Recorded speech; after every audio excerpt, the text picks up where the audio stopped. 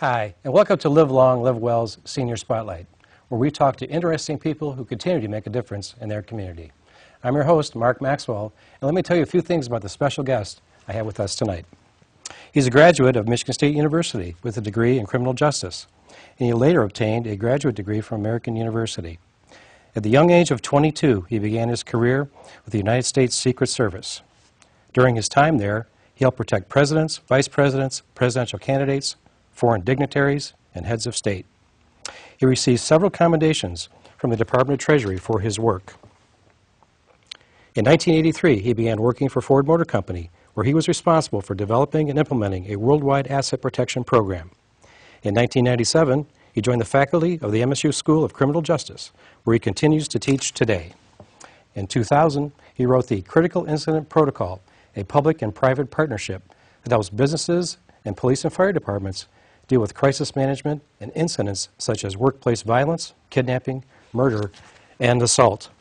In 2005, he was inducted into the Michigan State University School of Criminal Justice Wall of Fame. Let's welcome Rad Jones. Thank you. Rad, thanks for being with us today, and welcome. Thank you, Mark, for having me. You bet. Now, starting out, Rad, tell us a little bit about where you grew up as a kid and the kind of things you like to do. Well, I was born in Maryland. My dad was in the military, so we were moving around a lot. My mother decided that we needed to settle down in one location since my dad was taking an assignment to put in the DEW line in Alaska. So we ended up coming back to his hometown, which was Waldron, Michigan, which is in Hillsdale County. Now, Waldron, as I've heard before, it's quite a small town. Right, it was a town of 400 people. As any small town, the population goes up and back. We kidded ourselves that started out with a stoplight, then we went to a four-way stop, and now probably just a yield sign. But it was a great town to grow up in because it was a small town culture. It was very close. People often ask what you do in a small town, and I gravitated to sports. Ended up playing football and basketball and baseball, and went on to Michigan State to play baseball there at Michigan State and attend the School of Criminal Justice. Now, for Michigan State, you applied to join the Secret Service. Now, you're a very young man at that time, only 22 years old, and they accepted you at that young age. Yes, I was. I applied when I was a senior in college, rather, and it was a long process to get hired, and so I joined the University Police Department and was started to work on a master's degree. And then the Secret Service called me. I would have been hired sooner, but the Secret Service was not a public law agency. It was by resolution. It was connected with a budget. In that particular year, the budget was a continuing budget, so they couldn't hire any more agents. In fact, the agents had a signed paper saying that they would work without pay. Mm-hmm. They had quite an extensive interview process, and I know that process culminated with a family interview, which was quite extensive. And can you tell us a little bit about them coming in and interviewing your family? Well, the Secret Service, because it is a family, the family has to be definitely a part of it. They have to have an understanding of what you go through in the moves and then temporary assignments. So the Secret Service felt it's important to interview the family, the spouse, and to determine if there's a complete understanding of what the job is about. Many times the applicant, when you apply for the job, you're so excited about becoming an agent, and you forget how important it is that the family is a part of that. And so we found out that if they have an understanding, well then it makes your married life and your family life somewhat easier. Mm-hmm. Although I can add that until you live the life, you really don't fully understand what's involved. Well, it's an incredible sacrifice. Yes, both it for is. Yourself and your family shares that sacrifice, because you, at some point, you make a decision in your own mind that you have to be willing to lay your life down for another person. That is your job. And that's the ultimate sacrifice, and that sacrifice is shared by your wife and family members. Right. It's the training, the whole training in protection of the president and the vice president, and that is, you never know when you might have to put yourself between that and the potential assassin, and then also the president. When people apply or are interested in the Secret Service, I tell them, well, just read the paper and watch where the president is at, because that's where you will be. Now, to put yourself in that position, is that through your training, that becomes like an automatic thing to you when you're on duty? That you just, you're just able to move at a moment's notice without even thinking? Is that training ingrained into you so much that you're able to do that?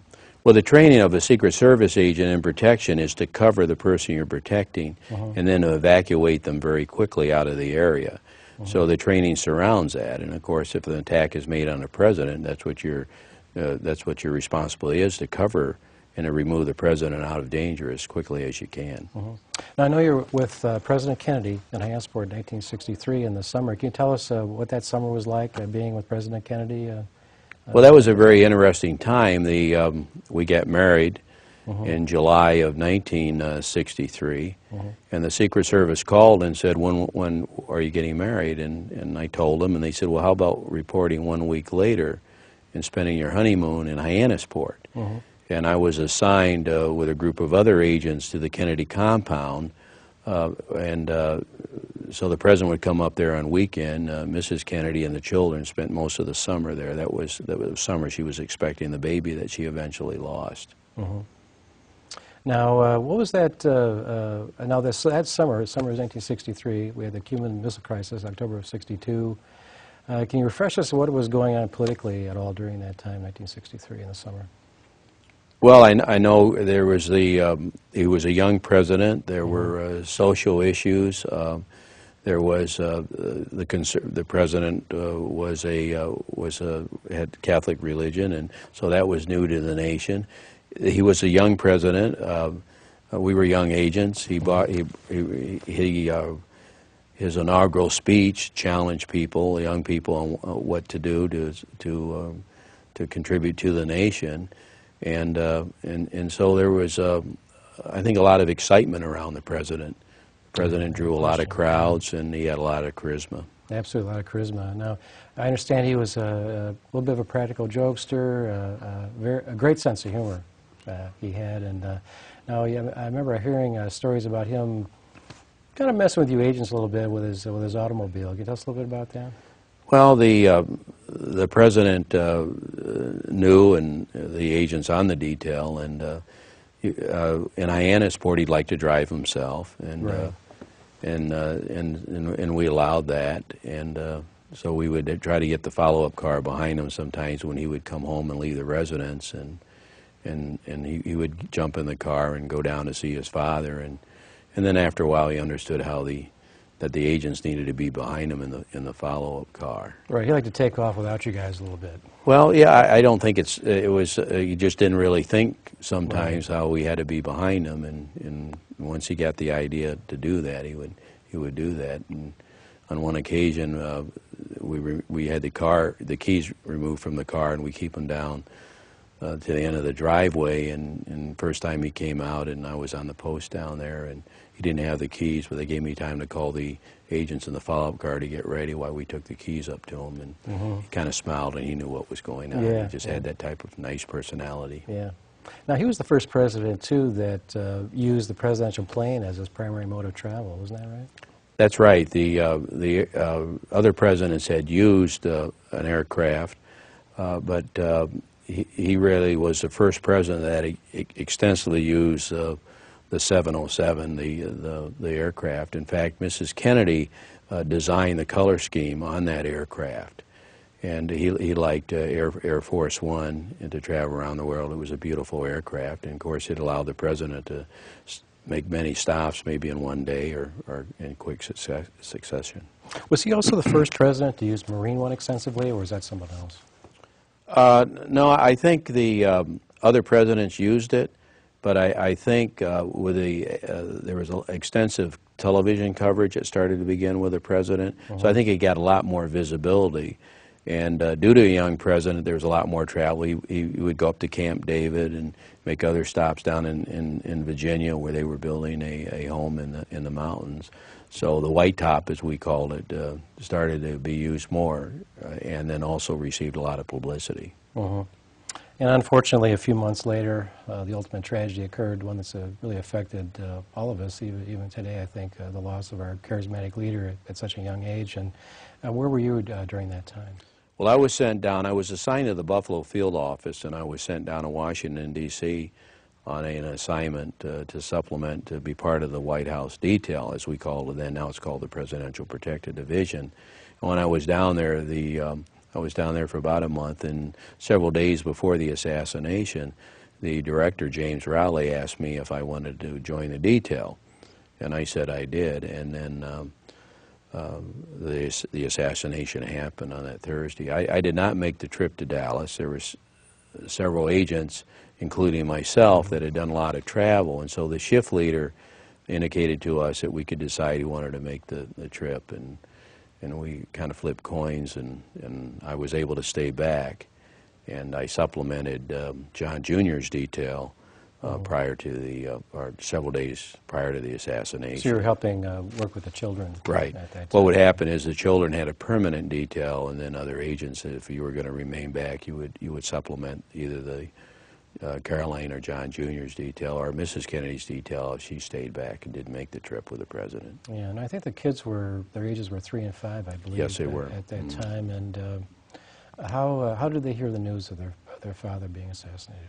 Well, I wasn't there, but I understand the Robert Kennedy, according to history books, and came and advised the children he wanted to do that. Yeah, it was very difficult. Now again, I wanted to ask you too, when the funeral procession was going on, and the young son John gave that salute. I know he's just a 3-year-old boy at that time. Do you have any, or what was the basis for that? Why do you think he gave that salute to his dad like he did? Well, he liked the military. He liked the Marine chopper landing and like that. And on other occasions, he had saluted when in the South Lawn in the White House, when there was a ceremony, the honor guard going by. And so I think it was just a natural reaction that he did it when he saw that happen during his father's funeral. Something he had done regularly as a 3-year-old boy. Yes, right. Yeah, Yes. sure. He was very fascinated with the helicopters and the airplanes and the military ceremonies and like that. Well, it's an image that's still with us today. It's really something. And after that time, you also worked with President Nixon. Yes. For a brief time. When was the time period you worked with him? Well, they kind of blend together, but I was in Washington when he was inaugurated as president, and my role in the intelligence division was to work with his staff in that to make sure that the information regarding threats on the president's life and the travels of the president were done in a safe manner. And of course, the Vietnam War, there was a lot of demonstrations going on with the Vietnam War, and that put a lot of pressure on us in the security of the White House and, of course, when the president traveled. Was there a significant number of threats that were directed toward the president because of the Vietnam War? Yes, I think the political climate or a social issue that comes up, I think you do see a climb in threats. You know, and people become more emotional. There's more issues that they're concerned about. And it also makes it a little more difficult for the Secret Service because you have to evaluate the threats according to the climate. You know, you may receive a number of threats which indicate a concern or a dislike of the president. And so you have to separate maybe what's an implied threat from a direct threat. An implied threat can be just a mere conversation. I don't like the president, I'm going to do something about it.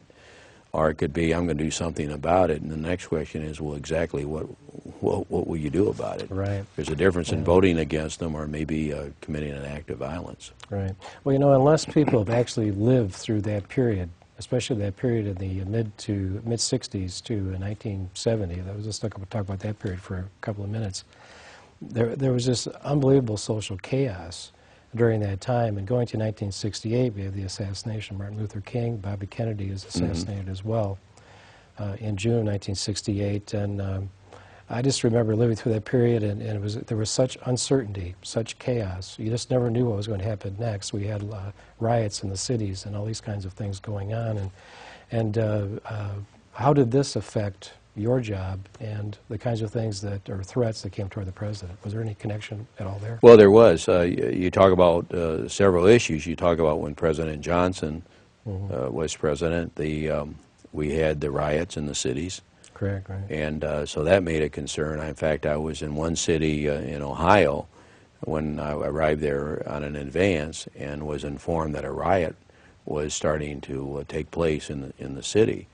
And so I spent 2 or 3 times working very closely with the local police on the extent of the riot, the cause of the riot, the issues that were behind the riot, and if there was going to be any carryover to when the president came. So it was touch and go whether the president would actually come to downtown, and he eventually did, with great cooperation from the city police in that particular area and the state police and other federal agencies, which you need in a situation like that. And then when you get in with then you had the Vietnam War also going on, and there were several times when we had numbers of large demonstrations in Washington that we would put buses around the White House in order to create a barrier so the demonstrators couldn't get close. And I spent some time out on the street with the chief of police of the Metropolitan Police Department, where demonstrators were running down the street, breaking windows, overturning cars, and like that. So when you have any large crowd, you may have a number of peaceful, well-thinking people that want to demonstrate, but you always get a radical element that's involved, and they seem to take over and cause a lot of chaos and destruction. Well, that's for sure. I remember I think in the spring of 1971, there was a very large peaceful demonstration in April, which several 100,000 people went down Pennsylvania Avenue, but that very next month, in May, a much more radical element came into town and really created a lot of chaos. That's true. We had what we call the May Day demonstrations at that time, and there was information that they were going to disrupt buses, maybe set some buses on fire, roll rocks on the highway, disrupt traffic landing at the airport, and then a lot of demonstration activity took place on the ellipse or around the Washington Monument area, and so that's in close proximity to the White House. So we had to be alert where those demonstrators moved, and several times they did make movement toward the White House, and we quickly had to go into a security plan to prevent them, or at least to prevent someone from coming over the fence. Yeah. Now, I know you were involved in the investigation of the shooting of George Wallace, a presidential candidate in 1972, who had Secret Service protection, shot by Arthur Bremer. And actually, the assassin, Bremer, was actually targeting Nixon. Yes, he was. As I said earlier, I was in the intelligence division at that time, which investigates threats and that. And so after Bremer was taken to a federal lockup by us on deep security, working with the FBI and the local police, I read Bremer's diary. The diary was located in the trunk of his car. And we found through the years that assassins will keep a diary because they want history to know what they did. In this particular case, the diary indicated that he had been in Ottawa, Canada. He was focusing on shooting President Nixon, who was up there making a visit. And in one section of the diary, he wrote, after reading where the president was going to be, it was publicized in the paper, that he got himself dressed in a suit, and he's walking to where the president was to be, and he had taken a couple of aspirins. And as he was walking down the street, he indicated, isn't it funny, whoever remembers how an assassin is dressed? He went to where the president was at, and he saw the president limousine. The president, of course, was inside, and he thought, well, maybe I could shoot some agents around the car. And he attempted to get close to the president several other stops and was unable to do it. And then switched his attention to Wallace because he wanted to do something significant. He wanted to be remembered by doing something significant. And the Royal Canadian Mounted Police, of course, who worked with the Secret Service during that time, in fact, they were primarily in charge of security since we were a guest in their country. They had a VIP film that they would show to the public. And one of the last frames of that VIP video is a circle around an individual's head, which was Bremer standing in the crowd. In his diary, I've read some about this. He seemed to think that both Nixon and Wallace were two figures that represented the silent majority of people in the United States, that he saw those two people as the most significant figures. He considered McGovern, but not seriously, because he represented the left. He seemed to want to make a big splash in his own mind. That seems to be common among people that do these kinds of things, isn't it? That's right. You know, they have a certain motive, they have a certain grievance perhaps, and they focus on that. And as their time goes on, those grievance or the issue, whether it's a pain in my stomach, and the only way I can relieve that is by killing the president, it seems to become more intense. Mm-hmm. Now, you also work with President Ford, and while in office, there was 2 assassination attempts of President Ford, both in September of 1975. I believe the first by Squeaky Fromm, and then 2 weeks later by Sarah Jane Moore. Now, what was unique about that situation? What was unique, and we had always had the belief that the assassin usually was a male, and that was the first time that a woman exhibited that form of violence. And so we had to do a lot of thinking about what characteristics we took into consideration when we would conduct an investigation, because say if a direct threat came to our attention, well then we did a lot of investigation on the background of the individual, prior acts of violence or thoughts of violence, and mental health situations, prior criminal record, and it was pretty much focused on the men.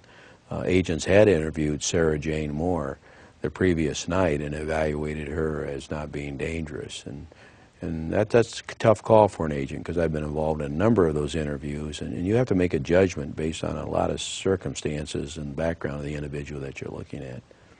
Now, people may have forgotten how close Squeaky Fromm came to killing President Ford. In fact, she was very close to him, had bullets in her gun, but there was not a live bullet in her chamber when she fired at him. So we were that close to possibly losing President Ford.